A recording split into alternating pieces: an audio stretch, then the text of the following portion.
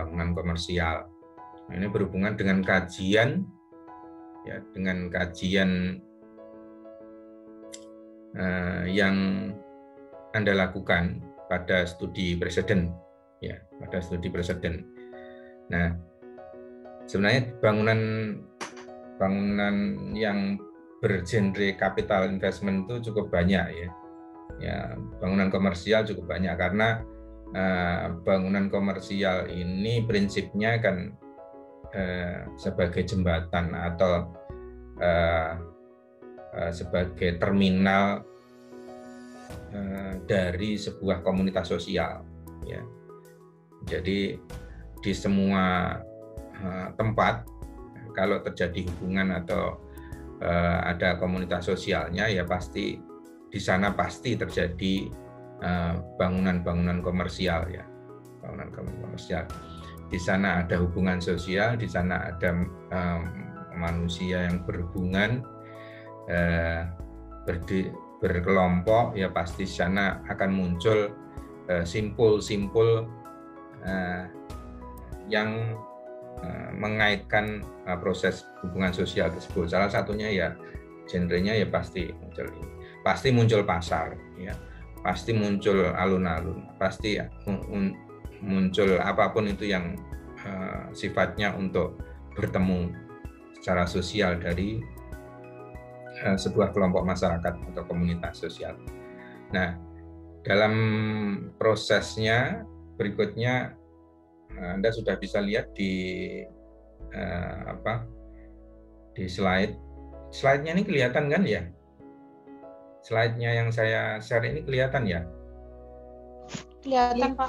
Ya, jadi di sana ada beberapa bangunan capital investment seperti hotel, resort, motel, kemudian juga ya yang berkategori untuk hunian sewa, ya, kategori hunian sewa. Nah, yang berkategori hunian sewa ini cukup banyak. Ada resort, motel, villa. Masing-masing mempunyai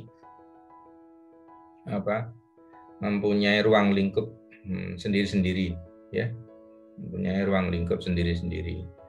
Jadi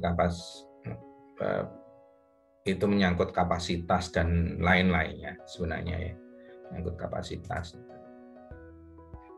Resort itu biasanya lebih berkategori hunian yang sifatnya spesifik, ya.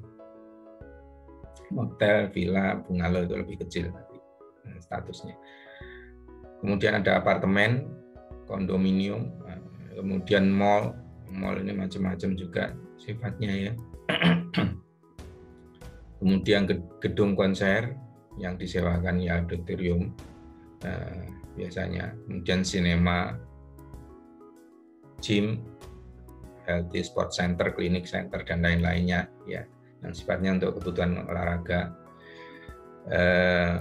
cafe, lounge, ya, kemudian rental office, convention center, exhibition center. Convention center ini biasanya untuk acara-acara untuk yang pameran seperti eksibisi gitu, ya, sama. Bisa jadi untuk berkumpul secara barengan, ya, secara bareng acara-acara yang mengumpulkan massa, tapi di dalam bangunan indoor, ya, bukan outdoor. Kemudian ada fasilitas-fasilitas rekreasi, ya, fasilitas rekreasi itu masuk dalam bangunan-bangunan. Kalau Anda lihat semua ini kan kategorinya semua untuk bisnis kategori, ya. Jadi semua mencari untung pasti, ya, mencari untung. Di mana kalau bangunan tersebut tentunya karena mencari untung komersial, ya, berarti berhubungan dengan kapitalisasi, pemodalan awal, ya, pemodalan awal yang harus kembali ketika bangunan tersebut selesai dan dioperasikan. Ya. Ini prinsipnya gambarannya seperti itu. Kalau membuat Anda saudara mendapat pekerjaan sebuah bangunan yang bergenre komersial atau capital investment, ya yang di kepalanya pasti pertimbangan-pertimbangan tersebut tentang komersialisasi bangunan, bagaimana mulai dari awal, dihitung mulai dari awal sampai dengan operasional nanti bisa menghasilkan untung. Nah, apakah arsitek juga berperanan penting di sana? Iya, ya, berperanan penting sekali. Peranan pentingnya mungkin tidak pada tahap operasional ya, tapi pada tahap mulai fisik, mulai perencanaan maksud saya, mulai perencanaan, kemudian perancangan, dan kemudian pada saat fisik berjalan, ya, pembangunan fisik berjalan. Nah, ini peranannya di situ. Bisa jadi peranan sekundernya ketika berjalan, ya, beroperasional, bisa jadi arsitek juga masih ikut, ya, peranan sekundernya untuk masalah maintenance dan perbaikan dari bangunan tersebut, ya. Kemudian itu tadi kalau kita bicara tentang jenis-jenisnya, ya, jenis-jenisnya sana. Nah, definisi ya ini sudah kita bahas juga sebelumnya ya, bangunan yang difungsikan untuk mewadai aktivitas komersial dengan tujuan mencari untung. Jelas ya, jenis-jenisnya seperti yang tadi ya, jenis kantor sewa, apartemen, shopping mall, dan medical center dan lain-lain. Ya intinya jenisnya itu sebenarnya meliputi semua kehidupan sosial kita, ya. Anda tidak usah menghafalkan ini, ya, jenis-jenisnya apa saja tidak dihafalkan, cuman Anda tahu saja bahwa kalau Anda peka di lingkungan sekitar saudara itu pasti ada simpul-simpul bangunan komersial yang menghubungkan aktivitas bersama, ya, itu namanya bangunan komersial dalam bentuk bangunan, ya. Ya, khususnya kalau kita fokuskan sekarang ini adalah pada bangunan, karena belum tentu semua simpul-simpul komersial, simpul-simpul titik berkumpulnya orang secara sosial untuk bersosialisasi itu dalam bentuk bangunan. Bisa jadi ruang luar, ya, bisa jadi ruang luar, tapi konteksnya kita saat ini adalah bangunan dulu, ya. Yang dalam bentuk ruang luar apa aja, ya seperti ruang plaza, ya, ruang alun-alun, ataupun taman-taman, itu juga sebenarnya adalah bagian dari ruang-ruang sosial, ya, yang sifatnya bisa jadi lebih tidak komersial, ya, tidak komersial. Kalau komersial batasannya pasti jelas, ya, boundary-nya pasti jelas. Nah, kalau bangunan boundary-nya pasti jelas batasnya, ya. Kalau ruang-ruang sosial yang tidak berbayar itu biasanya sebenarnya semua tidak ada yang tidak ada yang berbayar sebenarnya. Meskipun alun-alun itu kalau kita anggap tidak berbayar, ya boleh saja. Cuman kapitalisasi tetap ada di sana, ya. Kapitalisasi tetap ada. Cuman kapitalisasi itu ditanggung oleh pihak pemerintah yang kita bayar melalui pajak, ya, melalui pajak. Jadi tidak ada makan siang yang gratis sebenarnya. Jadi semuanya pasti mengandung kapitalisasi, ya, kapitalisasi. Nah, proses komersialisasi itu yang mungkin berbeda konsepnya, ya. Jadi kalau di swasta murni komersialisasi, tapi kalau di bangunan-bangunan yang sifatnya fasilitas umum dibangun pemerintah tidak, ya.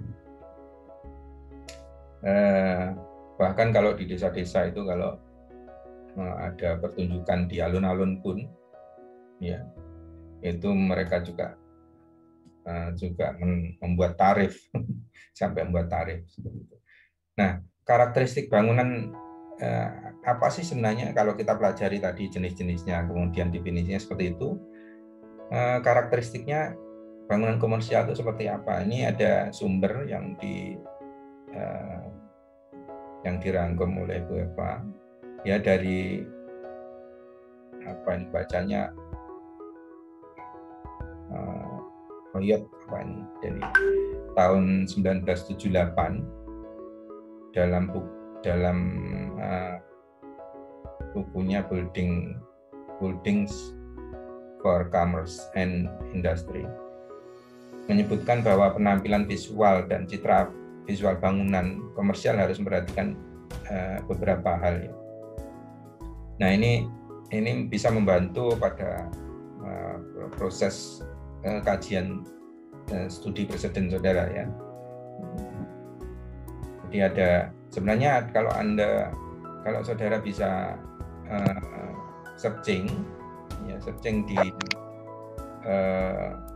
Google ataupun mesin pencari yang lainnya, itu banyak sebenarnya kisi-kisi tentang bangunan komersial ya, baik yang umum maupun yang spesifik. Yang spesifik biasanya pada jurnal atau buku-buku tertentu ya. Biasanya kalau Anda mau spesifik, kalau Anda mau spesifik itu sebaiknya mencari jurnal atau buku ya, buku rujukan. Nah, buku rujukan itu atau jurnal biasanya lebih detail dalam memahami atau menjelaskan contohnya karakteristik bangunan komersial ini. Satu itu kalau menurut Hoyot ini adalah clarity atau kejelasan, yaitu sifat tampilan visual menunjukkan fungsi dari fasilitas tersebut. Yang dimaksudkan bahwa tampilan visual yang menunjukkan fungsi itu karena dia fungsinya adalah bangunan yang biasanya ya bangunan komersial itu untuk simpul sosialisasi, maka di sana juga bisa menampakkan kejelasan bahwa tempat tersebut menjadi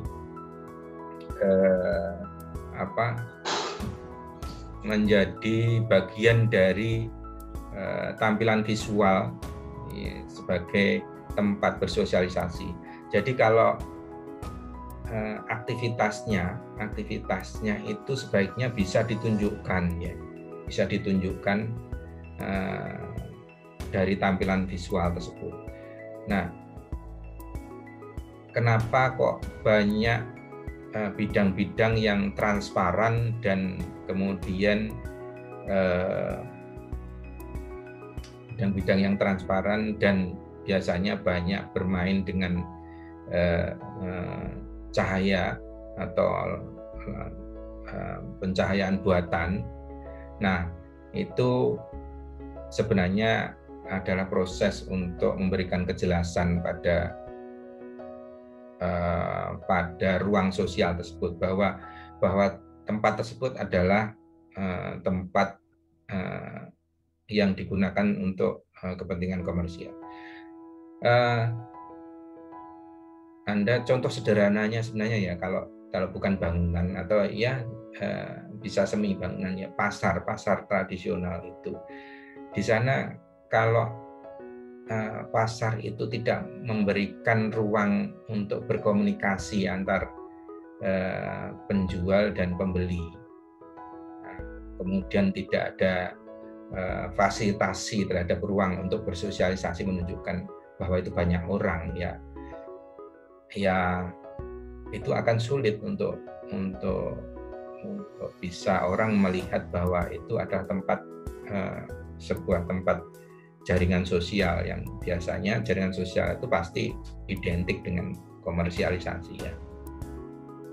Jadi kalau mall kemudian hotel dan lain-lainnya, itu harus ada tempat-tempat yang menunjukkan aktivitas sosial tersebut, ya banyak orang dan harus bisa diperlihatkan, maksudnya ya, bisa diperlihatkan. Kalau enggak kan jadi tertutup, itu yang enggak cocok, ya enggak cocok, enggak clear nanti ya, yang kejelasannya jadi kurang. Kemudian yang kedua, masalah boldness atau menonjol dari tampilan visualnya, memberi kesan menonjol dari lingkungan sekitarnya ya. Nah, prinsip ini sebenarnya prinsip dengan kepentingan skala urban ya, untuk skala urban. Jadi skala urban itu berarti skala kota ya, skala kota. Jadi karena banyaknya dalam sebuah komunitas sosial yang lebih besar dalam bentuk kota atau provinsi atau lainnya, yang di kota ya, paling tidak kota, itu di sana akan banyak simpul-simpul kegiatan sosial yang sifatnya komersial itu tadi. Maka perlu titik-titik penonjolan ya, titik-titik penonjolan dalam skala kota itu untuk menampilkan bahwa itu adalah simpul-simpul sosial untuk bangunan komersial ya, bangunan komersial penting ya. Mainnya kalau mau menerapkan boldness-nya, kemenonjolannya itu ya, Anda bisa secara tradisional sudah diajari untuk di perancangan-perancangan sebelumnya ya, mulai dasar sampai rancangan ya, baik menggunakan ya teori dasar desain, teori dasar perancangan kan saudara sudah diajari dan sudah belajar, sudah menerapkan di beberapa perancangan maupun dasar-dasarnya ya. Bisa menggunakan warna, bisa menggunakan bentuk, komposisi dan lain-lain ya. Jadi itu harus bisa ditonjolkan agar bisa memberikan proses identifikasi yang lebih jelas ya, memberikan kode kepada lalu lintas sosial ini, bisa mengidentifikasi lebih jelas dan lebih baik. Ya, kemudian intimasi atau akrab. Ya, akrab itu, ya ini agak bertentangan dengan kondisi sekarang ini ya. Ya, kondisi sekarang ini mungkin definisi dari akrab atau intimasinya itu sedikit berbeda sekarang ini karena pada masa pandemi. Jadi kalau dulu akrab itu ya bisa rangkul-rangkulan sampai dorong-dorongan, sampai ya bersentuhan secara fisik. Sekarang nggak bisa, sekarang dibatasi. Ya. Tapi prinsipnya intimasi atau keakraban itu harus dibangun. Ya mungkin sekarang agak berbeda definisinya sedikit tentang akrabnya itu secara fisiknya. Tapi prinsipnya bahwa keakraban, intimasi dari bangunan itu harus dibangun. Intimasi yang dimaksud di sini bukan hanya pada proses komunikasi antara bangunan dan pengunjung, ya antara bangunan dan pengunjung. Maksud saya antara bangunan dan pengamat, ya pengamat dari bangunan ini. Tapi yang lebih prinsipnya sebenarnya adalah bahwa bangunan tersebut mempunyai fungsi secara selain dari sisi secara visualnya, tapi dari sisi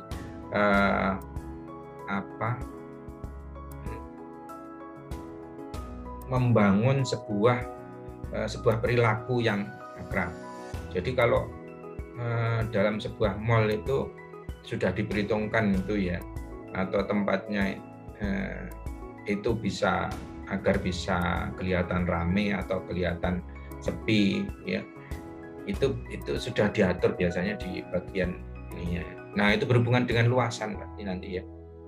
Selain secara visual, tampilan visual, kalau intimasi secara visual itu berarti kita bisa mengenali lah ya, paling tidak mengenali dari luar ya, dari luar itu mengenali. Kalau sudah masuk di dalam berarti secara perilaku kita harus bisa mall tersebut atau tempat komersial tersebut bisa menunjukkan, membantu orang untuk bisa lebih enjoy, lebih akrab dan lebih menikmati ruangan tersebut ya.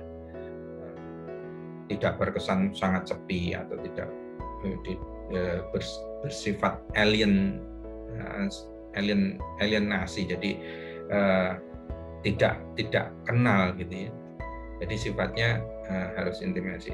Ya, itu dengan banyaknya media-media visual yang dilakukan oleh biasanya desain anak-anak atau ahli-ahli desain komunikasi visual, itu sebenarnya adalah salah satu untuk membangun intimasi ya, menempatkan iklan, menempatkan video ya, video besar yang ada di situ, kemudian ada gambar-gambar atau warna yang sign yang dibuat. Nah, itu sebenarnya adalah usaha-usaha untuk memberikan intimasi ya, selain bangunan ya. Nah, kalau dalam skala bangunan sebenarnya sih agak sulit, tapi komponen-komponennya sebenarnya, komponen itu di dalam bangunan itu bisa jadi berhubungan dengan disiplin komunikasi visual. Sedangkan dari sisi bangunannya sebenarnya yaitu tadi bagaimana membuat kesan bangunan itu bisa mewadahi atau memberikan ruang yang nyaman terhadap pengunjung ya. Kemudian fleksibel yaitu citra yang memungkinkan alih citra dan alih waktu. Karena bangunan komersial itu tujuannya untuk mencari untung, dan mencari untung itu karena untuk kehidupan ya, untuk kehidupan, proses kehidupan ya, berarti harus sustainable ya. Orang bekerja itu kan ya secara terus-menerus, kalau tidak bekerja kan tidak dapat untung, tidak bisa makan. Nah, prinsipnya kenapa kok fleksibel ya, itu tadi bangunan tersebut bisa jadi fleksibel ya. Makanya kalau kita lihat beberapa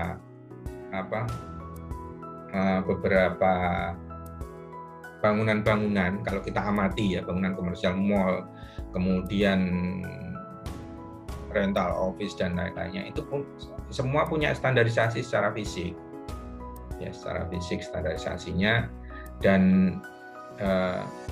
mereka memberikan standarisasi universal. Kalau Anda lihat di mall itu tempat standnya ya sama, hampir sama semua di total seperti itu ya, punya standarisasi. Nah, ini sebenarnya kenapa kok seperti itu ya, mereka berharap bahwa bangunan yang dibuat itu biasanya bisa fleksibel untuk dialih gunakan atau dialih citrakan. Jadi sewaktu-waktu tren fashion itu beralih atau pindah, sudah tidak musim lagi ya, bangunan tersebut masih bisa beradaptasi ya, masih bisa dimodifikasi dan dibangun ulang ya, dibangun ulang untuk menjadi citra yang baru ya, citra yang baru ya. Ya, itu kenapa kok bangunan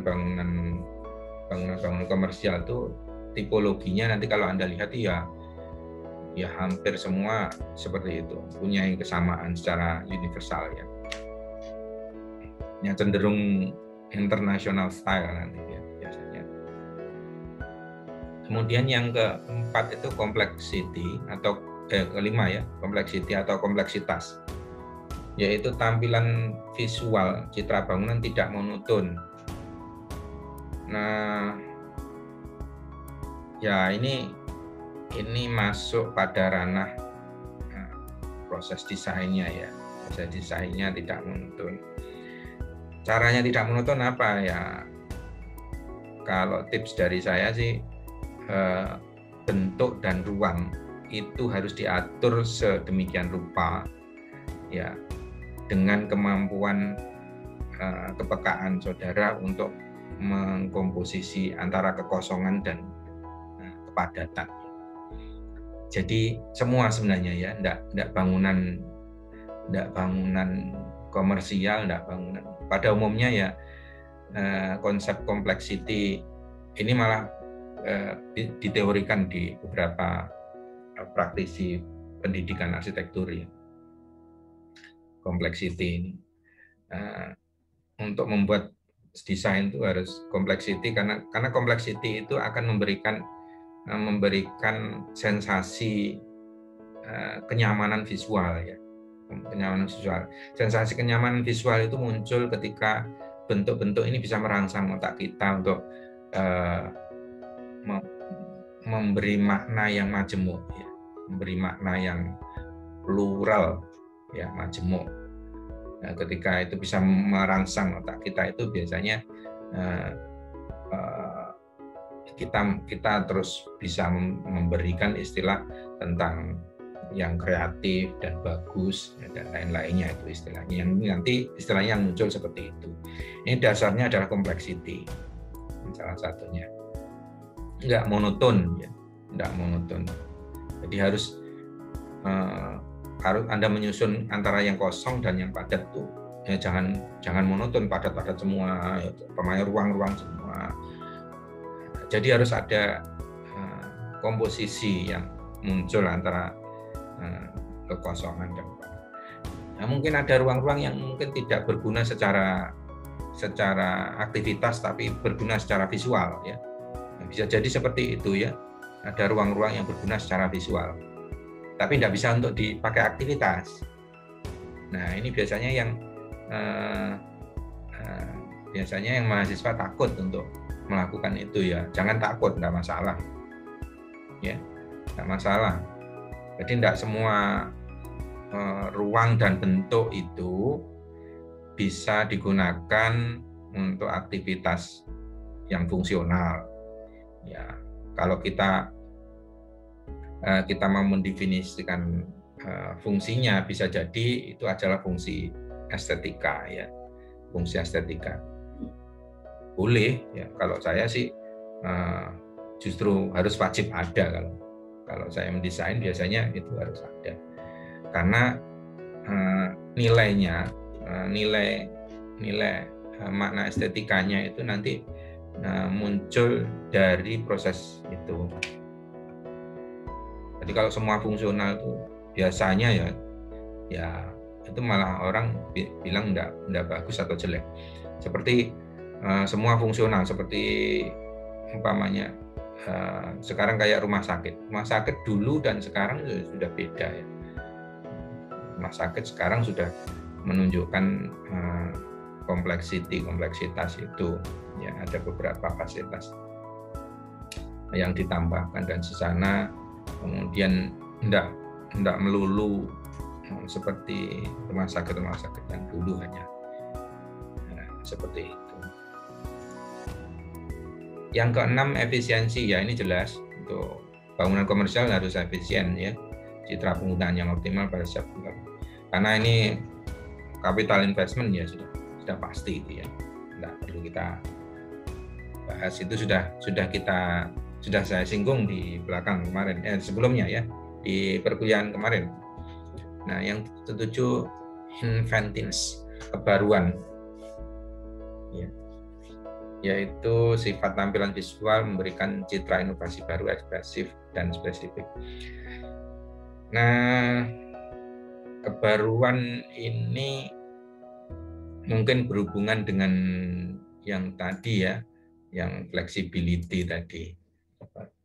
Namun ini sebenarnya juga masih, kebaruan ini juga ada batasnya ya, tidak bisa kita melihat bahwa kebaruan ini tidak bisa luntur, karena proses pertumbuhan perkembangan citra itu subjektif ya. subjektif berdasarkan masa dan tempatnya. Ya, mungkin ini kalau bicara tersebut secara mendalam nanti arahnya ke kode bangunan ya, coding bangunan. Mana yang bangunan yang ekspresif, dan yang dianggap baru. Ya, tren itu kan enggak bisa sama di tempat dan waktunya ya. Bisa jadi berbeda. Jadi ya kebaruan ini masih relatif ya, relatif. Jadi seperti itu. Jadi karakteristik yang muncul yang harus kita dorong itu tadi. Mungkin ada pertanyaan bisa langsung dipotong per segmen ini ya, per segmen.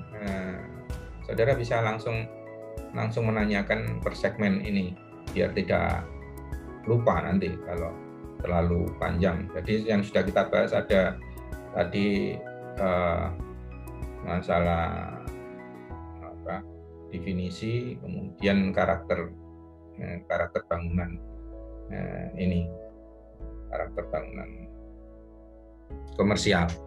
Ada pertanyaan? Sebelum saya lanjutkan ini ya. Jadi ini sebenarnya menarik ini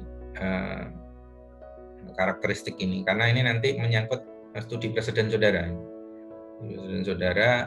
Dan ini bisa jadi menjadi bagian dari proses bahasan yang saudara buat ya pada studi presiden. Kemarin waktu saya baca beberapa asistensi masih sedikit yang membahas tentang studi presiden secara keseluruhan, tapi hanya bagian-bagian saja. Ada pertanyaan? Tidak ada? Kalau tidak ada saya lanjutkan. Mengenai kajian tapak ya, kajian tapak dari studi preseden kita. Nah, tapaknya menempati kawasan dengan land use tata guna lahan sebagai perdagangan dan jasa. Jadi kalau Anda mau melakukan perancangan atau studi preseden, dilihat di sana apakah tapi biasanya karena itu peraturan pemerintah ya, regulator, biasanya itu sudah pasti di sana menduduki kawasan land use-nya sebagai perdagangan dan jasa. Ya, perdagangan, jasa dan rekreasi itu biasanya ya. Sama kalau yang tempat-tempat rekreasi. Kemudian BC-nya 70% dan 80%. Ya, kemarin ada pertanyaan juga yang di asistensi, di bimbingan tentang yang menyinggung building coverage 70% dan 80%, dan FAR ya, floor area ratio ya, floor area ratio 70% 80% berarti building coverage. Kenapa kok ruang hijaunya sedikit Pak? Nah, ini terjawab ini 70% 80% untuk land use-nya di land use tersebut ya, di area land use tersebut, di tata guna lahan. Jadi kenapa kok area hijaunya cuma sedikit ya? Meskipun cuma sedikit ini relatif ya sebenarnya, dalam mungkin Anda menganggap itu sedikit ya, menganggap itu sedikit, tapi memang dalam konteks land use untuk daerah perdagangan dan jasa yang bersifat sosial, yang bersifat komersial, itu building coverage-nya memang seperti itu ya, 70-80%, sisanya 20% digunakan untuk ruang luar. Nah, ini yang building coverage ya, ini yang building coverage. Padahal kalau saudara bisa melakukan building coverage itu seperti building coverage, paham ya? Building coverage. Ada yang belum paham building coverage?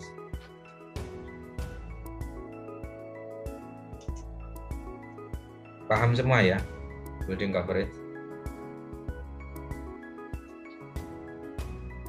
Halo?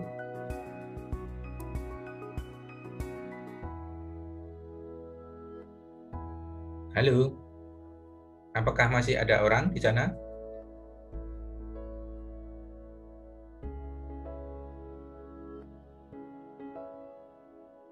Halo? Iya Pak, masih belum paham Pak, saya Pak.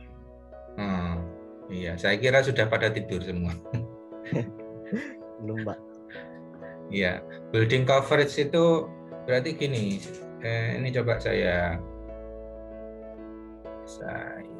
ganti dulu. Building coverage. Building coverage. Nah, ini kelihatan apa enggak ya? Halo? Kelihatan enggak?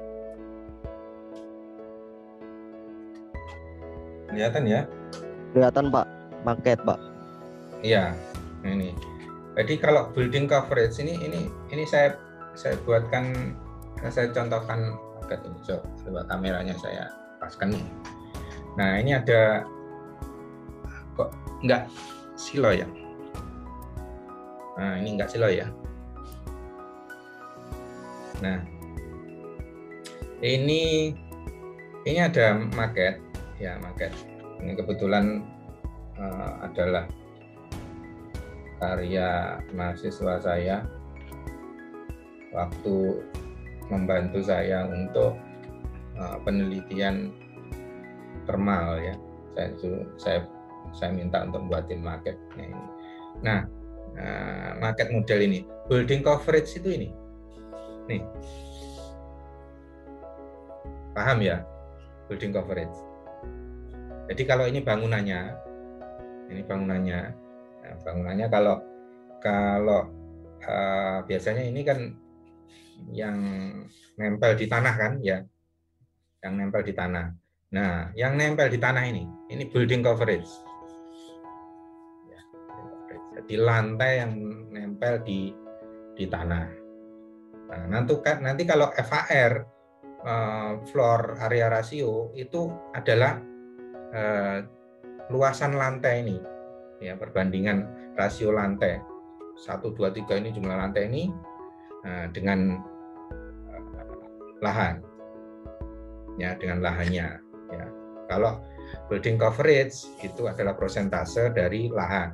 Kalau 70% ini umpamanya ini 70% ya, 70%-nya ini 70%, berarti ya yang 20% itu sisanya yang ruang di luar bangunan ini, yang di luar bangunan. Nah, kalau floor area rasio ini di total lantainya nanti luasannya, nah itu dibandingkan dengan itu tadi, dengan lahan.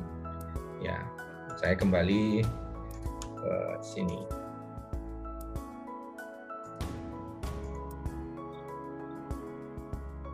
Ya, kembali ke sini. Tadi sampai berapa ya?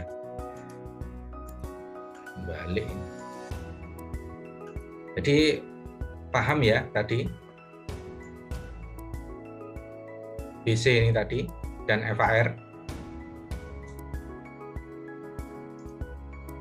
Apakah sudah paham?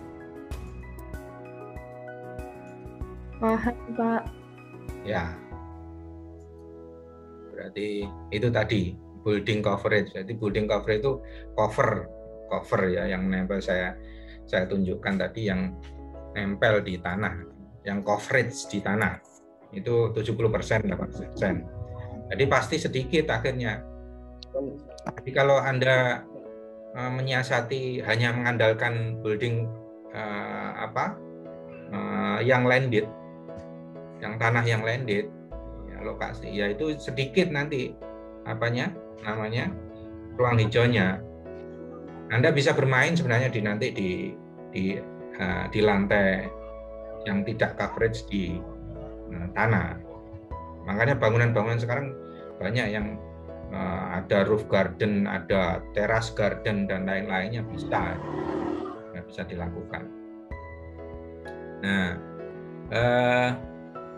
FAR itu berarti 400% itu berarti ya, kalau 400% berarti ya berapa kali lipat begitu biasanya ya.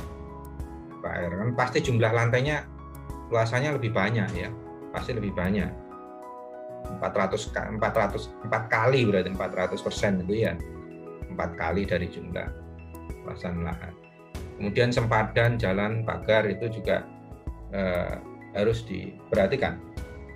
Kalau enggak nanti waktu di Jalan Basuki Rahmat itu ada bangunan hotel ya, kalau nggak salah hotel itu sudah terbangun sampai lantai atas. Karena tidak mengindahkan peraturan tentang sempadan, akhirnya dia kena penalti dan disegel, dan akhirnya dijebol, dipangkas gitu ya. Bangunannya sudah jadi itu dipangkas ya, karena kena sempadan ya, karena tidak mengikuti peraturan sempadan gitu ya. Bisa jadi karena dia berpikir bahwa FAR-nya harus dibesarin ya, biar bisa untung banyak gitu ya mungkin. Nah, akhirnya dibuat lantainya jadi lebih banyak, luasannya lebih gede. Nah, tapi melanggar sempadan ya, akhirnya kena peraturan itu disegel. Tersedianya sarana dan prasarana pendukung, jaringan jalan, listrik, air bersih, drainase, jaringan gas dan lain-lainnya. Nah, tapaknya itu harus seperti itu kalau bangunan komersial, karena di sana sangat tergantung pada fasilitas-fasilitas infrastruktur ya, karena digunakan untuk banyak orang ya. Kalau tidak ada dukungan ini repot nanti saudara. Berarti pada waktu kajian presidennya Anda harus juga menyinggung itu. Nah, kemarin yang nanya secara spesifik banyak pertanyaan-pertanyaan yang sebenarnya harus Anda jawab sendiri. Jadi di kajian presiden itu. Jadi kalau memulai diskusi dengan Pak Heru, jangan seperti membuat pertanyaan ujian kepada Pak Heru, tapi diskusi ya, yang membangun terminologi. Jadi jaringan jalan dan listrik ini juga harus Anda ketahui. Jadinya kalau mau melakukan studi presiden, kalau tidak ada ya berarti Anda tidak akan dapat informasi itu. Ya, tidak akan dapat informasi itu. Ya, studi presidennya, namanya studi presiden itu ya Anda harus mengetahui jaringan jalannya, dianalisis jaringan listriknya seperti apa, jaringan air bersihnya seperti apa, drainase, jaringan gas dan lain sebagainya. Ya, itu tersedia apa enggak bisa. Kalau enggak tersedia ya bangunan itu akan sangat sulit untuk berkompetisi untuk melayani secara sosial. Karena cost-nya jadi tinggi nanti ya. Usaha untuk menyediakan infrastruktur itu kalau dilakukan secara mandiri itu akan sangat tinggi. Kemudian terletak pada lokasi strategis urban maupun suburban dan mudah diakses. Nah, ini juga menyangkut masalah infrastruktur ya, berhubungan dengan infrastruktur aksesibilitas ya, jalan. Nah, lokasi itu dipentingkan selain faktor primernya adalah infrastruktur jalan. Tanpa itu bangunan ini tidak akan strategis ya, tidak akan strategis karena pencapaiannya aksesibilitas akan sulit, dan itu akan menjadikan bangunan ini tidak akan berguna karena tidak bisa diakses dengan baik. Ya, yang sekundernya apa ya? Sekundernya berarti yang bersamaan dengan infrastruktur jalan itu biasanya yang menyertai adalah jaringan listrik, air bersih, drainase, jaringan gas dan lain-lainnya. Biasanya itu ngikutin itu ya. Fungsi utamanya jaringan jalan untuk jalan itu ya, untuk menghubungkan. Tapi biasanya yang sekundernya ngikutin itu listrik, air bersih, itu ada mengikuti pet atau jalur dari infrastruktur jalan. Itu yang menghubungkan kota maupun daerah pinggiran ataupun rural ya. Kalau bisa diakses baik dari semua aspek itu ya itu jauh lebih bagus, jauh lebih bagus. Kemudian bangunan mampu memfilter lingkungan sekitar untuk memberikan kenyamanan optimal dengan penghawaan dan pencahayaan buatan.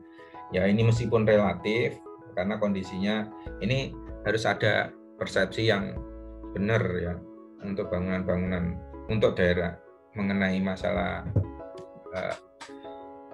arsitektur lingkungan nih. Biasanya berhubungan dengan masalah fisika bangunan. Nah, itu di sini bangunan harus bisa memfilter lingkungan sekitarnya. Ya, pada prinsipnya semua bangunan seperti itu ya. Bisa memfilter lingkungan sekitar. Enggak bangunan komersial saja, maksud saya seperti itu ya. Enggak bangunan komersial. Semua Anda membangun rumah tinggal, membangun ini semua kan pasti dalam konteks arsitektur lingkungan atau fisika bangunan atau sains arsitektur pasti mempunyai prinsip harus bisa memberikan filtrasi terhadap kondisi-kondisi yang tidak nyaman, ya, yang tidak nyaman. Terutama biasanya kalau sering saya sebutkan itu adalah termal, ya, termal bangunan itu sudah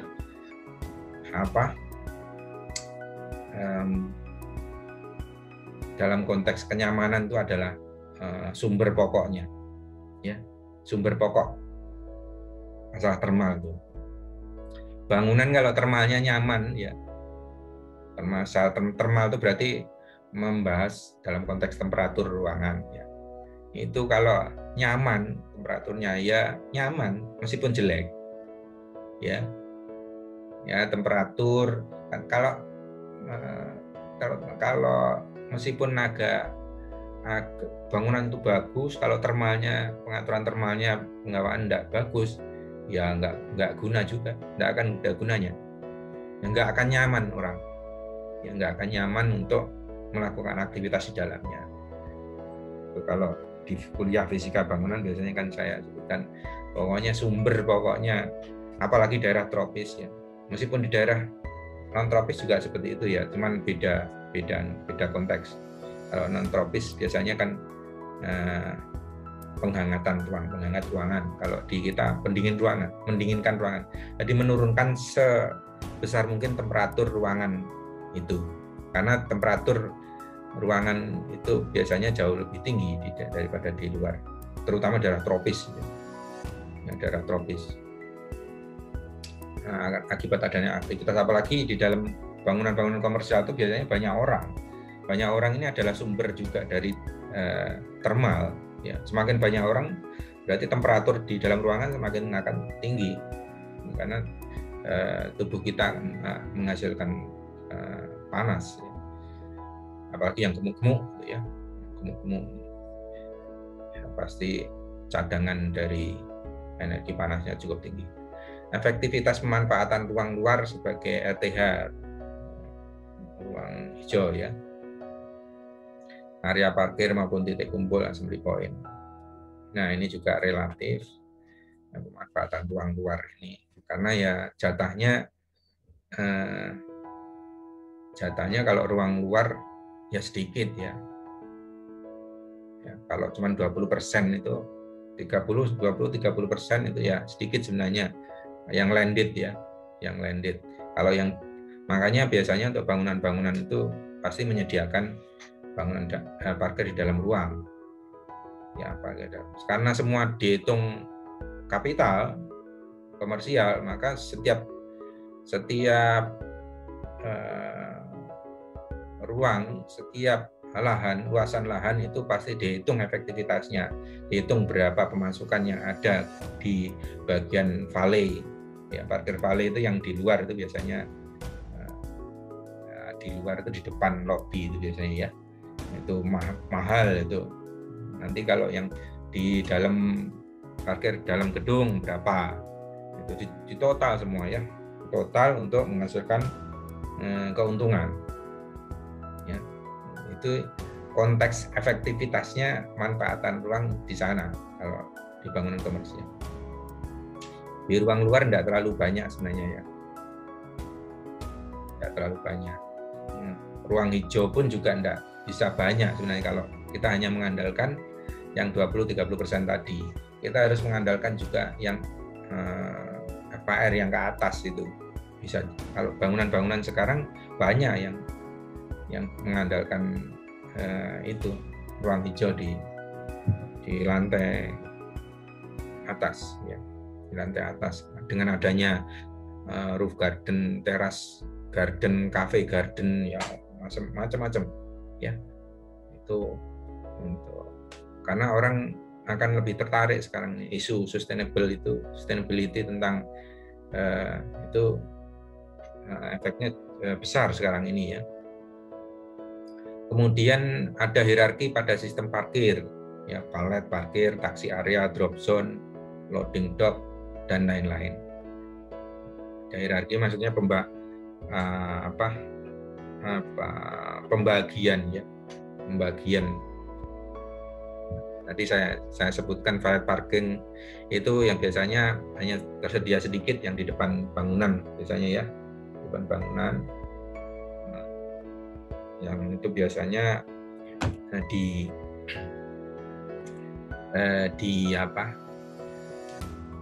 dihitung lebih mahal parking itu. Meskipun tidak semua bangunan menyediakan valet parking, ada yang untuk hypermart seperti itu kan mereka biasanya rata aja, ya, di depan maupun di dalam itu sama aja. Ya. Jadi kalau saya biasanya parkir itu lebih senang di dalam gedung karena lebih tidak kepanasan kendaraannya. Kalau di luar biasanya kepanasan. Jadi intinya yang ini ada hierarki, ini ada pembagian itu aja. Nah, ini kajian tapak itu tadi. Mungkin ada yang ditanyakan mengenai kajian tapak itu tadi, ya. Kajian tapak. Dari kajian tapak mungkin ada yang ditanyakan dan itu penting untuk Anda lakukan untuk pengkajian ini, ya, studi preseden. Kalau kemarin sudah melakukan sedikit pembahasan, sekarang dilengkapi. Kajian tapak ada yang ditanyakan sebelum saya membahas kajian bentuk? Mau bertanya, Pak. Iya, silakan. Berarti tadi untuk BC dan VAR itu sama dengan KDB, KLB, ya, Pak? Betul. Ya, kalau istilahnya bahasa Indonesianya itu koefisien dasar bangunan, ya, itu BC. Kalau koefisien lantai bangunan itu FAR, floor area ratio, ya, cuman bahasa Maduranya itu aja. Lalu untuk FAR atau KLB kan di situ tadi tertulis 100, tapi kan di faktanya untuk bangunan-bangunan tinggi yang lantainya lebih dari 10, berarti kan hitungannya untuk KLB 1000% ke atas semua, Pak? Ya tergantung di lantainya dihitung. Luas lantai, ya. Luas lantai. Bukan lantainya. Luas lantai. Jadi luas lantainya peran itu dihitung sampai total di atas. Nah, itu jumlahnya luas lantainya umpamanya 400% atau 600%, tergantung peraturan Pemdanya.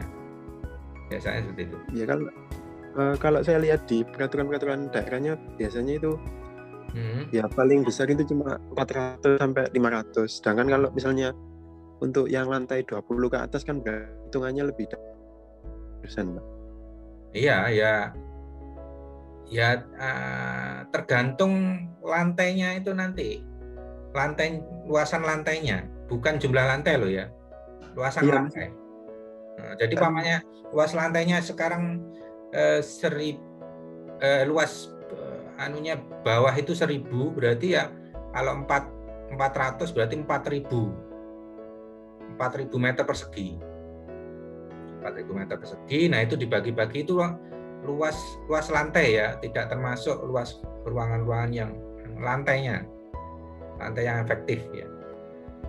Ya untuk bangunan-bangunan yang di atas itu biasanya ada peraturan khususnya juga. Ya, kalau melebihi ini nanti dalam hal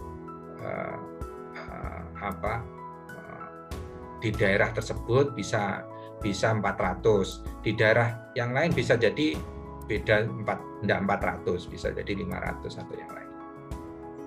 Gitu. Tergantung saja sih sebenarnya. Ya, thank you, Pak. Terima kasih. Iya. Jadi bangunan-bangunan itu kalau di Surabaya kan juga dibatasi juga akhirnya kan ya. Apalagi kalau di dekat-dekat bandara itu pasti enggak boleh ya. Jadi ketinggian ini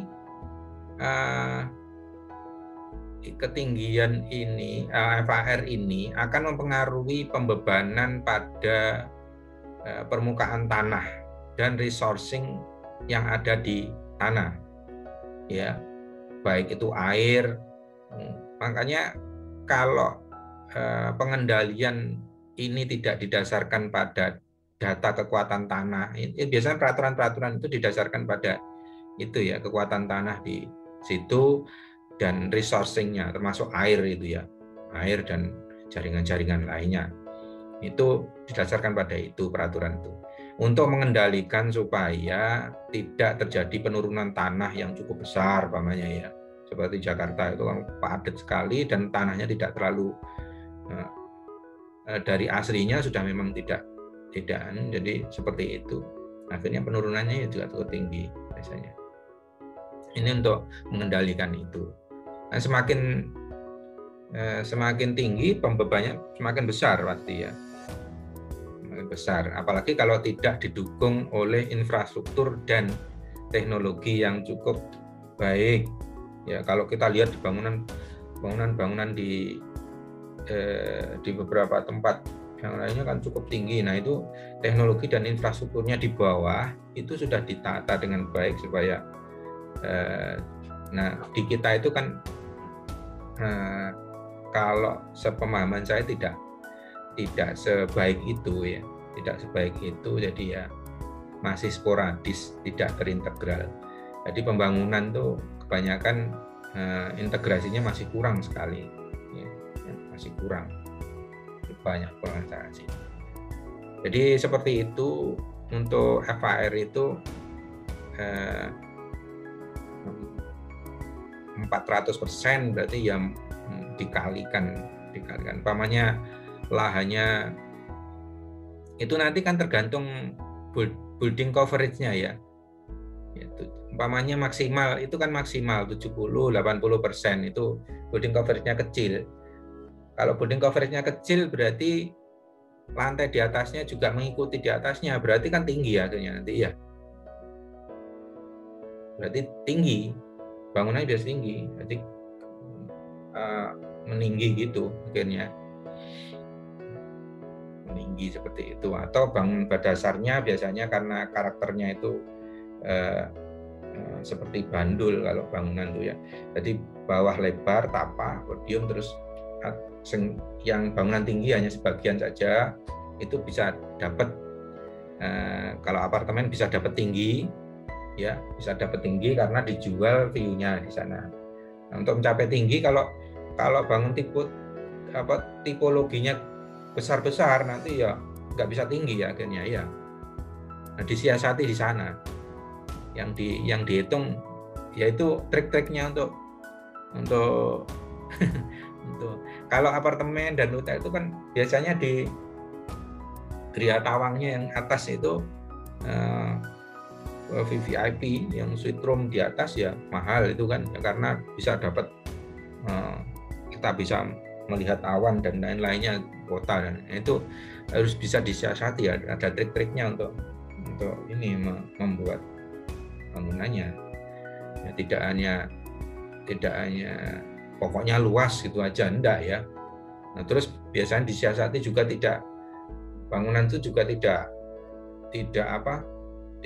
full gitu ya. Kalau dibangun, kalau di studi-studi yang sempat saya lihat kemarin kan juga ada bangunan-bangunan yang growong di tengah, kemudian, nah ini FAR-nya kan berkurang tuh kalau yang tidak dihitung di situ, lantainya kan jadi lebih banyak. Yang penting ya itu trik ya, itu trik untuk mengatur itu, karena pemerintah dengan regulasi membuat batasan ini untuk supaya tidak terjadi perusakan lingkungan. Ya. Sedangkan tugasnya dari arsitek untuk membuat inovasi yang sesuai dengan aturan. Yang pertama, aturan harus dijalankan. Ada lagi pertanyaan? Saya mau bertanya, Pak. Iya. Silakan. Ya, yang untuk bangunan yang ketinggian itu, Pak, kan mungkin ada peraturan yang memang mengatur ketinggian bangunan. Apakah itu juga melihat juga, Pak, tinggi bangunan itu lokasi tapaknya itu di mana? Kan misalnya bangunan komersil ini berada di area yang memang dikhususkan untuk komersil, tapi juga tidak menutup kemungkinan di area tersebut juga ada area-area pemukiman warga seperti itu, Pak. Sedangkan kalau misalnya bangunan tersebut itu tinggi sekali, atau juga nanti bakalan berpengaruh pada bangunan sekitarnya. Contohnya pembayangan gitu, Pak. Kan semakin tinggi bangunan kan area sekitarnya juga nggak sepenuhnya dapat tersinari sinar matahari. Apakah itu juga mempengaruhi peraturan tersebut, dan juga sebagai arsitek juga perlu memperkirakan dampak dari pembangunan tersebut di lingkungan sekitarnya. Seperti itu, Pak, pertanyaan saya. Terima kasih. Ya, terima kasih. Ya, tentunya peraturan-peraturan ini sangat, karena kondisinya biasanya kalau regulator pemerintah itu acuannya kan lingkungan sosial ya, lingkungan sosial.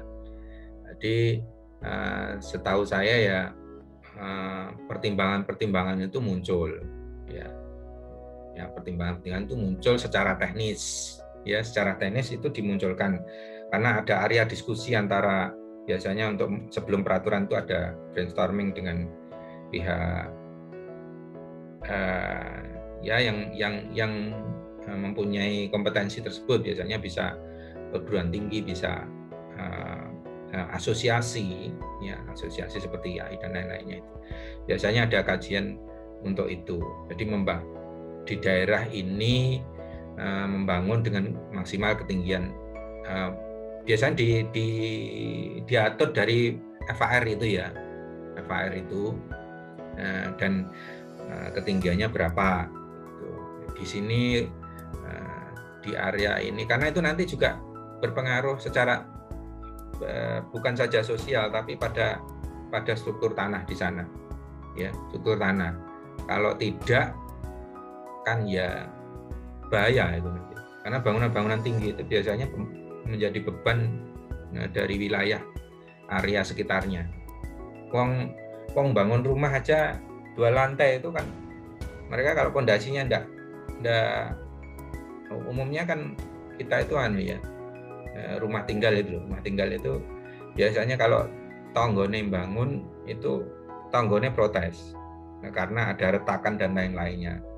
Nah ini karena bebannya dari bangunan baru itu tinggi, akhirnya yang ini katut ya, struktur tanahnya berubah dan lain-lain.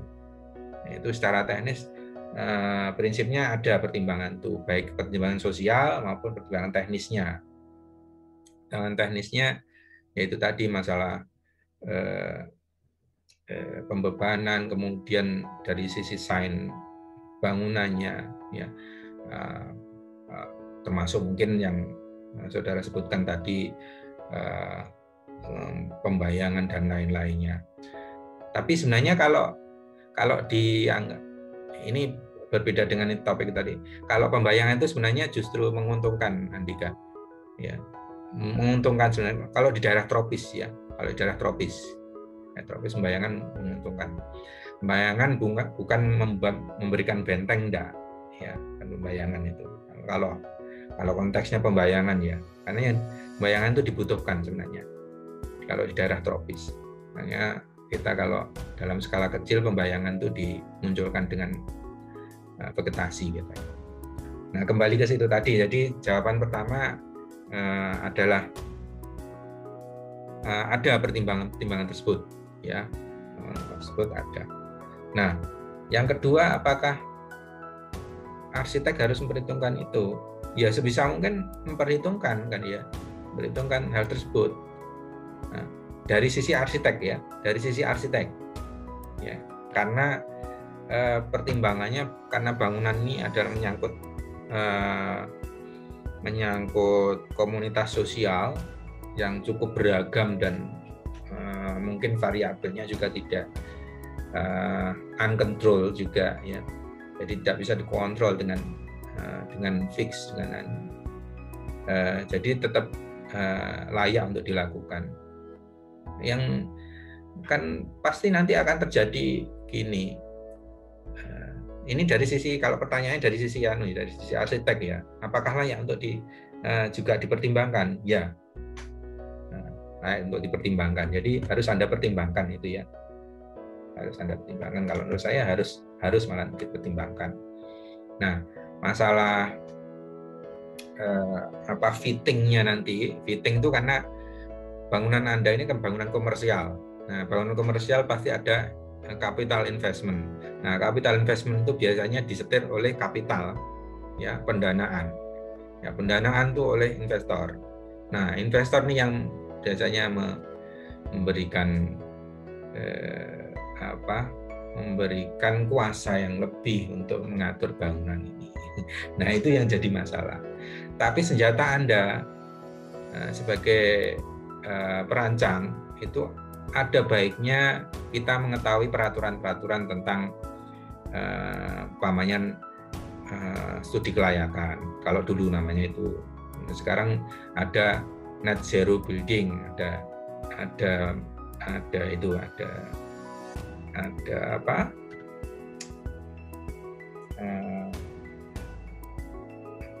peraturan atau persyaratan tentang near zero building ya, near zero energy building menurut saya ya.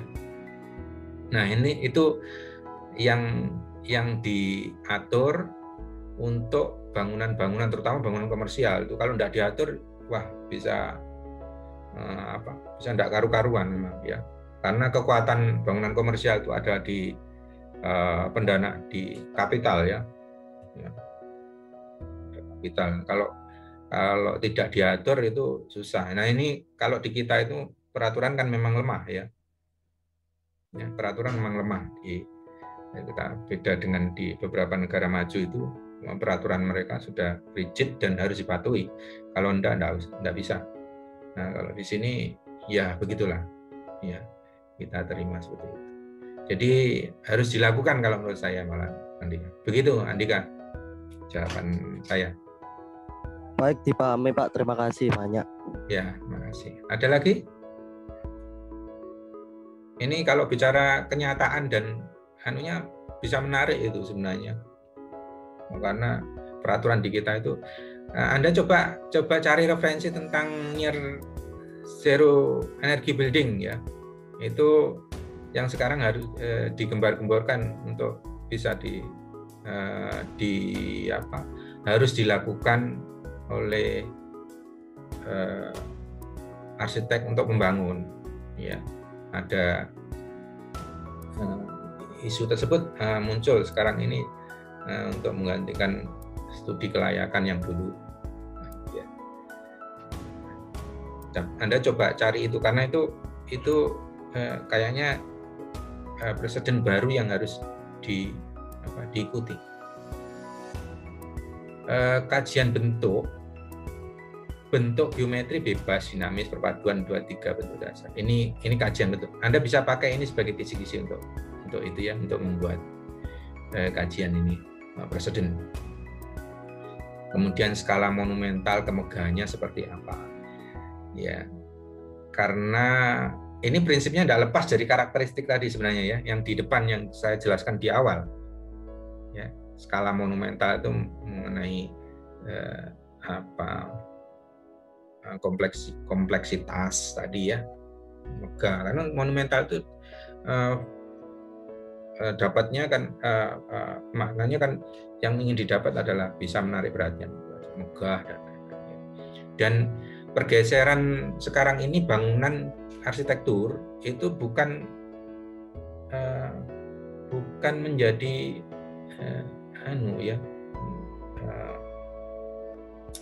pergeserannya karena banyak dimiliki terminologi tentang arsitektur yang megah dan ikonik dan bagus itu sekarang ini disetir oleh kapital ya. Semakin besar kapitalnya ya semakin biasanya seperti itu. Nah, itu menjadi iklan ya. Menjadi iklan. Ya kayak Burj Khalifa itu jadi iklan sekarang ini. Dia bangunan tidak hanya masalah orang di sana, tidak hanya masalah orang menginap di sana bagus dan enak, tapi memang itu adalah akibat dari marketing melalui bangunan. Bangunan itu sebagai promosi negara tersebut, orang jadinya berkunjung. Nah, prinsipnya memberi kesan mewah dan glamor. Ya, ini relatif ya, kesan mewah dan glamor ini. Nah, tergantung segmentasi sebenarnya yang harus dicapai. Ya, bangunan komersial, umpamanya mall, segmentasinya Pakuwon dan segmentasinya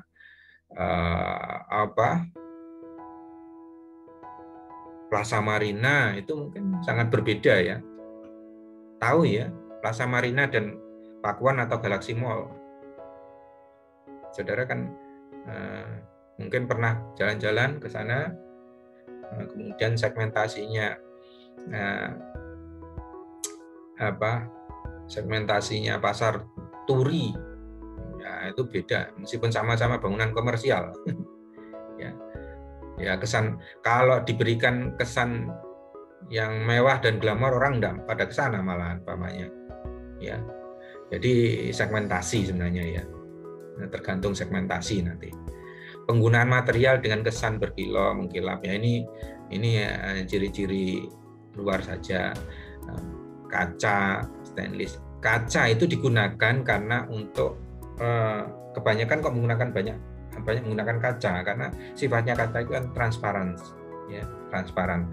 Nah, tadi di awal karakteristik itu saya sebutkan orang harus bisa membaca dengan kejelasan ya, paling tidak kejelasan aktivitas di sana itu, nah, yang di dalamnya itu bisa sebagian muncul.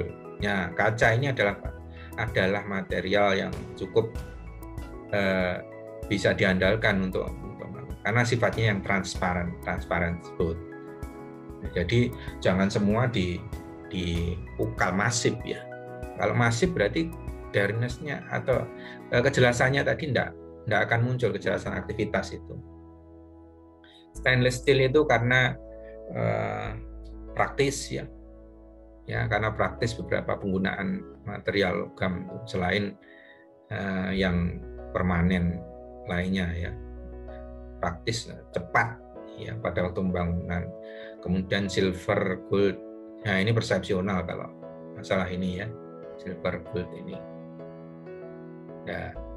tidak mutlak ya, sama dengan tadi segmentasi tadi, kemewahan, mewah dan glamor atau cukup sedang, ini tergantung.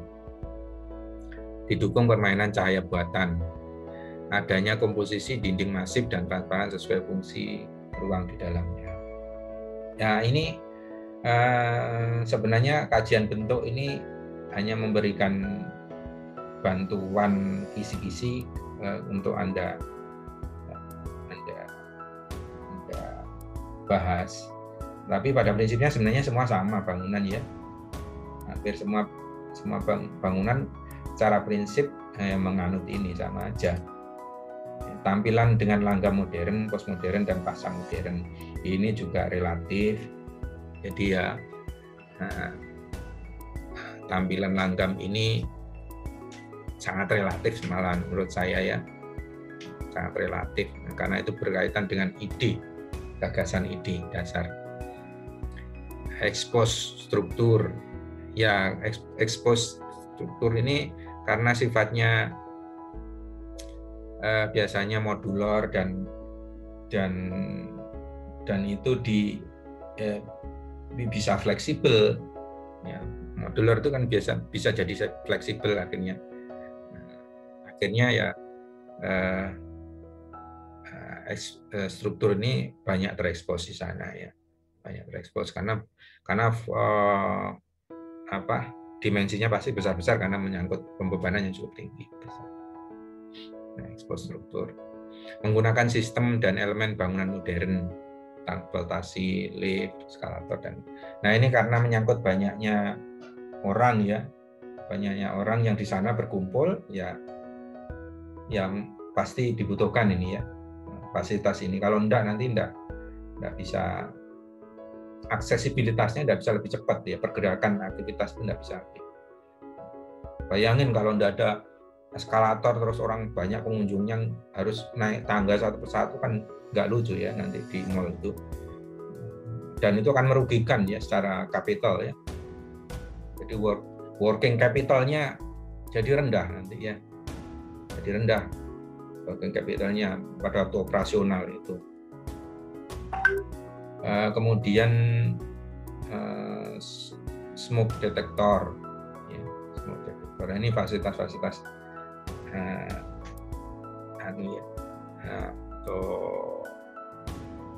pemadam kebakaran dan lain-lainnya.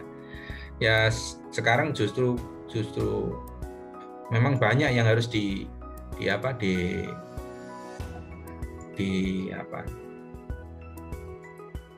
fasilitas-fasilitas yang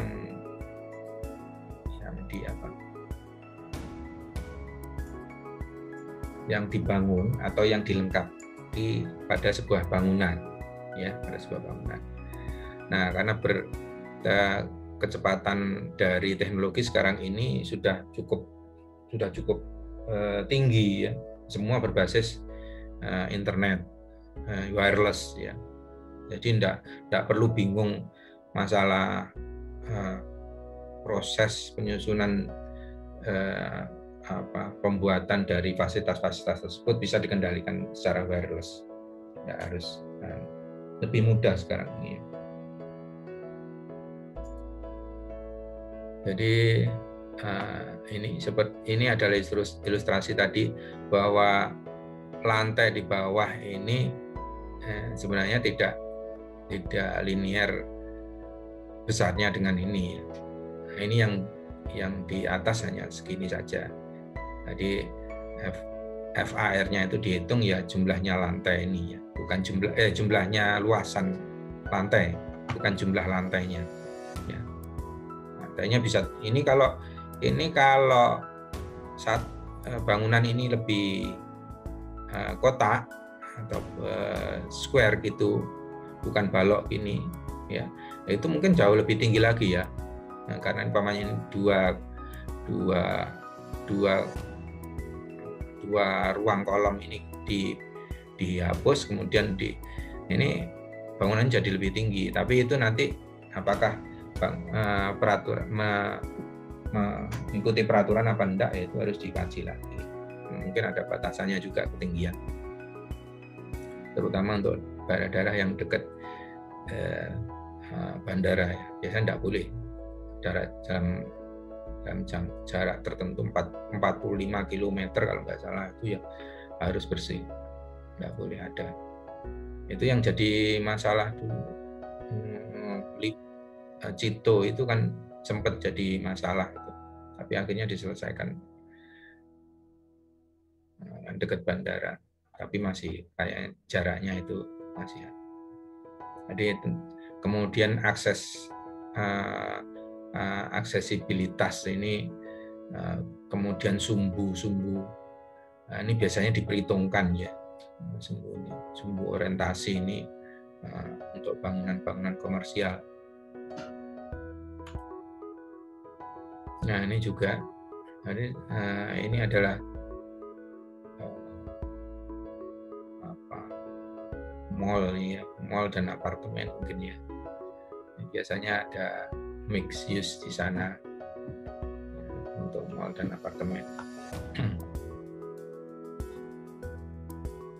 Contohnya, tadi karakteristik itu biasanya bangunannya di bawah ini lebih besar, karena biasanya kalau kita logika sederhananya sebagai tataan ya, sebagai tataan untuk bangunan-bangunan tinggi itu yang susun. Nah, kalau Anda lihat di sini juga ada bagian-bagian yang cukup menarik, di antara kubikasi yang di sana ada bagian-bagian yang melengkung ini untuk menarik perhatian.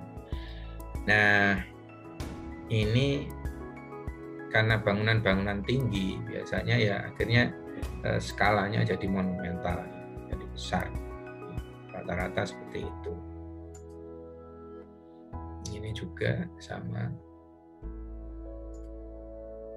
Nah, ini juga. Nah, ini infrastruktur di bawah itu ya, infrastruktur di bawah di kawasan ini itu pasti kalau di negara-negara yang maju itu sudah dikapling dengan baik tentang kepadatan tanah di bagian bawah supaya dan pondasi di bawahnya supaya tidak terlalu banyak, dan biasanya ada jaraknya untuk dengan bangunan-bangunan sampingnya yang landed sampingnya ya. Makanya biasanya bangunan perdagangan dan itu disendirikan ya dengan jasa itu biasanya dijarah.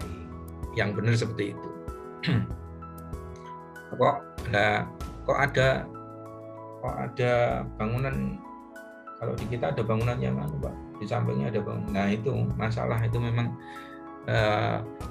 peraturan kita mungkin tidak seketat itu. Jadi ya itu saya bilang tadi bahwa peraturan-peraturan, apalagi peraturan tentang sustainable building itu juga masih rendah ya, menyangkut fisika. Ini salah satunya. Yang lainnya bunder-bunder kayak ndok. Ini juga hanya memasukkan beberapa langgam ya, teknik-teknik yang dimunculkan dalam langgam. Dan juga ini ya, karakteristiknya bisa Anda baca ya, bisa Anda baca, Anda amati, Anda lihat, kemudian Anda jadikan sebagai kisi-kisi untuk pembahasan. Gitu. Baik, itu yang kuliah hari ini. Ada yang ditanyakan? Oke. Sebelum saya membahas tentang, ada yang ditanyakan tentang bentuk?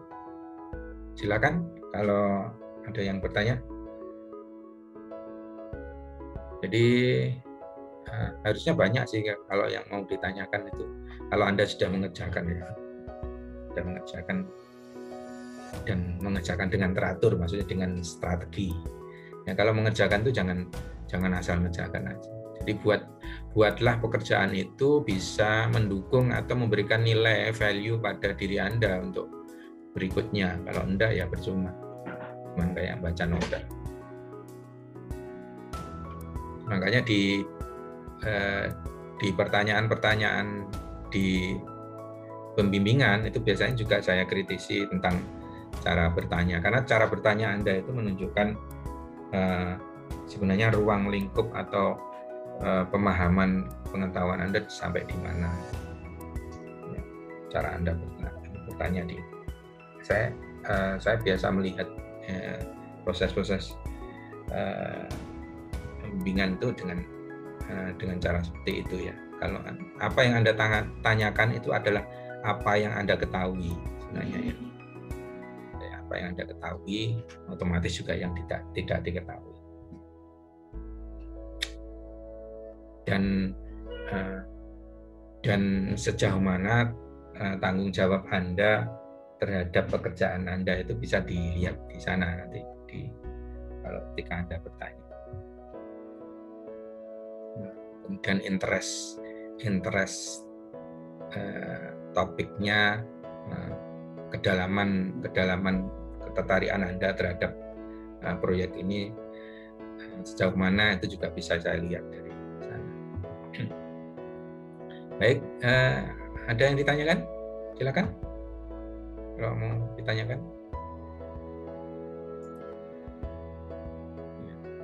Ambil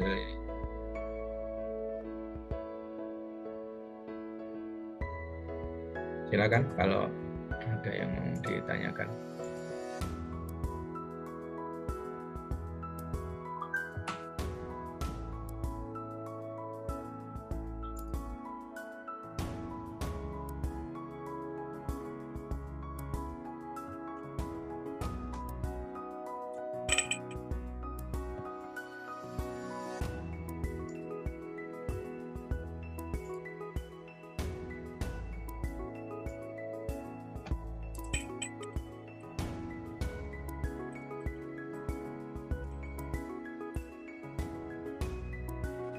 Saya izin bertanya. Ya, kan? Ya, itu. Saya tuh masih bingung tentang itu, Pak, hierarki ruang. Apa benar kalau hierarki ruang itu kayak ngejelasin step-stepnya tentang ruang yang paling publik terus ke ruang yang paling privat? Apa begitu, Pak? Ya, prinsipnya hierarki itu kan menjelaskan pembedaan atau pentahapan ruang itu. Nah, pembedaan itu tergantung apa ya? Tergantung konteksnya. Salah satu konteksnya apa yang dilakukan ya, seperti yang saudara sebutkan tadi, umpamanya hierarki dalam hal privasi ya. Privasi ruang, hierarki dalam hal apa ya, nah kalau di arsitektur tradisional itu pada umumnya hierarki itu kan banyak menyangkut masalah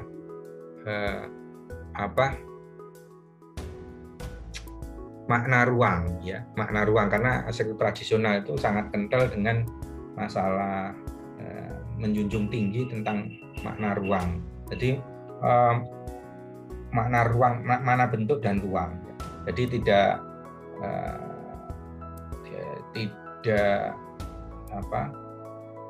dia akan fokus membahas tentang perilaku ketika ruang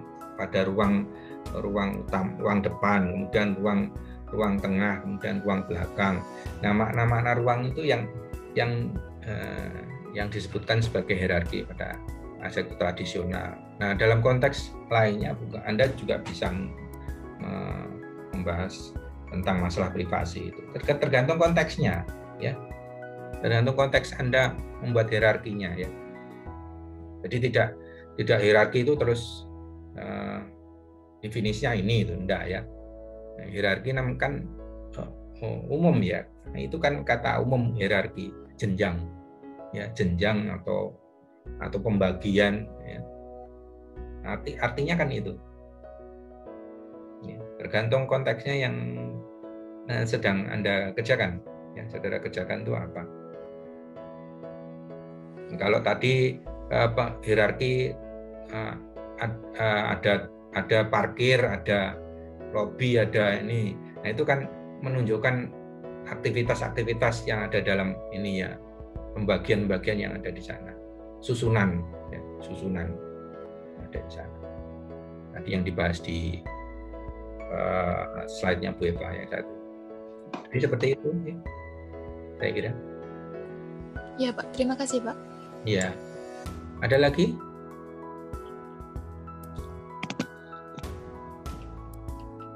Ya, silakan.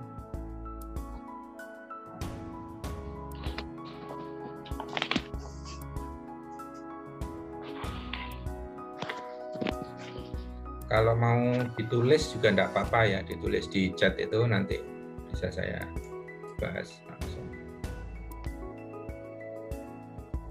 Kalau mic-nya ada masalah maksudnya. Ya, ini. Pak, saya mau bertanya lagi, Pak. Iya, silakan. Iya, ini Pak, mungkin agak melenceng ya Pak dari pembahasan studi presiden. Tapi juga ini yang mau saya tanyakan itu tentang kan biasanya bangunan komersial yang saya temui khususnya di kota Surabaya ini kebanyakan menggunakan tampilan atau bentuk yang modern gitu loh Pak. Misalnya penggunaan fasad kaca, terus beton dan sebagainya, itu kebanyakan yang saya temui itu seperti itu. Lah, apakah kita nanti kalau misalnya kita mendesain itu bisa menggunakan tampilan-tampilan yang lebih ke arah tradisional atau regionalisme gitu loh Pak? Kayak misalnya penggunaan material lokal, terus tampilan-tampilannya yang mungkin bisa menggunakan material lokal seperti itu, misalnya kayu, terus kita juga menggunakan tampilan-tampilan seperti arsitektur tradisional dan sebagainya. Nah, yang saya tanyakan itu apakah bisa dan mungkin apakah itu ada hambatannya gitu loh Pak kalau misalnya itu dapat diterapkan. Ya, bagus pertanyaannya Andika. Jadi pertama jawaban saya apakah bisa untuk menggunakan langgam-langgam tradisional atau tampilan-tampilan tradisional yang dimasukkan pada bangunan komersial. Jawaban saya sangat bisa. Sangat bisa, dan itu yang kalau menurut saya itu yang digembar-gemborkan kan, regionalisme itu yang digembar-gemborkan oleh postmodern ya. Kalau kita belajar tentang hierarki, ngomong hierarki lagi, itu tentang pemazhaban atau pengkategorian ya. Tapi saya tidak akan bahas mendalam tentang postmodern, modern dan lain-lainnya. Apalah itu, terserah apa mau dikategorikan apa. Yang penting kalau menurut saya kita berkarya dengan cara kita ya, dengan cara yang sebaik mungkin, seunik mungkin desain kita. Mau dimasukkan kategori yang lain terserah. Itu prinsipnya kalau menurut saya menyebutkan arsitektur yang kiwari atau kontemporer ya. Kekiwariannya harus didorong, tidak hanya pada bangunan-bangunan yang low rise tapi juga high rise. Masalahnya kalau jawaban saya yang pertama tadi boleh, dan sebisa mungkin Anda bisa tunjukkan regionalisme itu. Saya selalu mendorong itu ya kalau di bimbingan saya. Masalahnya ada beberapa yang secara fisik ya, karena bangunan tradisional itu tektonikanya ya, sekali lagi bangunan tradisional tektonikanya itu sangat berbeda dengan tektonika bangunan high rise ya.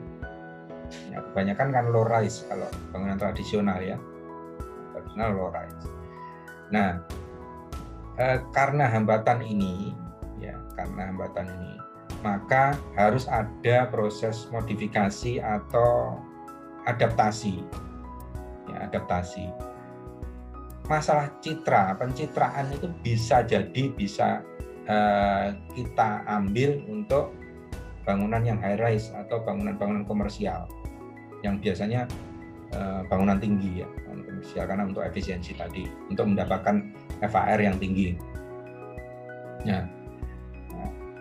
Masalah citra itu berarti apa? Tampilan ya. Citra itu tampilan boleh dimasukkan ke sana ya, kalau bisa. Pasti bisa, kalau menurut saya bisa, cuman ada batasan, ada limitasi tentang masalah ketahanan dan struktur durability ya. Durability. Tidak semua bangunan secara tektonika itu membahas masalah susunan material dan karakteristiknya ya.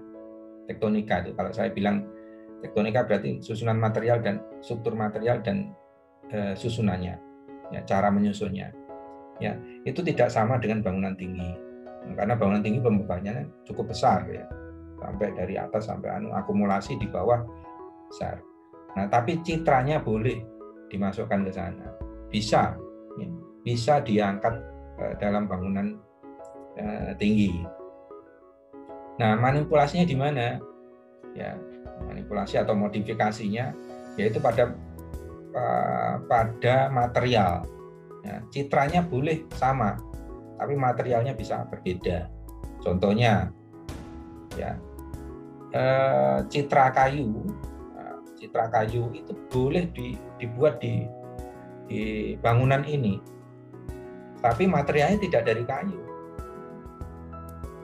Ya, jadi materialnya adalah ya avatar ya. Jadi istilahnya materialnya citranya kayu, tapi mungkin dia dari keramik atau dari material yang lainnya, yang lebih modern, yang punya ketahanan, punya durability terhadap lingkungan yang ekstrim. Karena secara fisika bangunan perubahan di atas, kalau bangunan sudah 10 meter ke atas itu perubahan cuacanya bisa berubah-ubah sangat tinggi ya, berbeda dengan yang landed ya.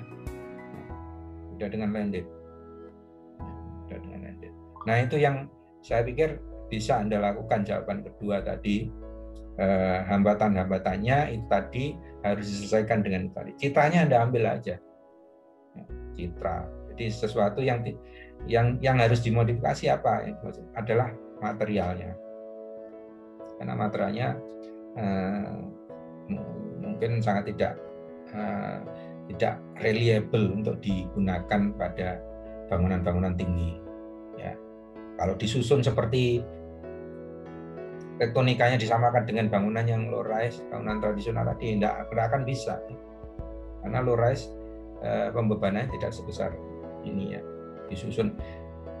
Contohnya gini loh, tektonika dari joglo. Joglo itu kan modelnya tumpang sari seperti itu ya. Ada tumpang sari, jadi disusun antara kotak-kotak yang ini semakin besar dari bawah ke atas. Itu disonggo oleh sokok burung 4. Nah, di sana Anda tidak mungkin menggunakan kayu dengan bangunan tinggi, tapi citranya boleh Anda ambil. Ya, citranya boleh diambil, boleh disusun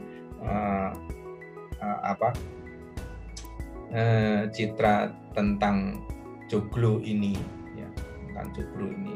Jadi tatanan itu bisa diambil ya, tatanan bisa diambil.